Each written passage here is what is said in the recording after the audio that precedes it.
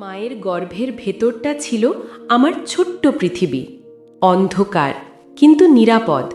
চারপাশে শুধু মায়ের হৃদস্পন্দন, টুকটুক টুকটুক। আমি তখনও কথা বলতে শিখিনি, চোখ মেলিনি, কিন্তু আমি অনুভব করতাম। আমি জানতাম আমি বেঁচে আছি। আমি কোনো অপরাধ করিনি, আমি কাউকে কষ্ট দেইনি, আমি শুধু জন্ম নিতে চেয়েছিলাম। হঠাৎ একদিন সব কিছু বদলে গেল। মায়ের শরীর কেঁপে উঠল, আমার পৃথিবী ভেঙে পড়তে লাগলো। ব্যথা, অসহ্য ব্যথা। আমি চিৎকার করতে চেয়েছিলাম, কিন্তু আমার কোনো কণ্ঠ ছিল না। আমি মাকে বলতে চেয়েছিলাম, মা, আমি ভয় পাচ্ছি, আমাকে একটু সময় দাও। কিন্তু কেউ শুনল না।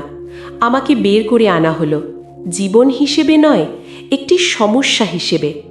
আমি জানি না আমার দোষ কি ছিল। আমি শুধু তোমার সন্তান হতে চেয়েছিলাম, মা। গর্ভের শিশুও অনুভব করে, তারও ব্যথা হয়, তারও বাঁচার অধিকার আছে। গর্ভপাত কোনো ছোট সিদ্ধান্ত নয়, এটি একটি নিঃশব্দ প্রাণের শেষ অধ্যায়। একবার ভাবুন, সিদ্ধান্ত নেয়ার আগে একটি জীবন হয়তো আপনার একটু সহানুভূতির অপেক্ষায়।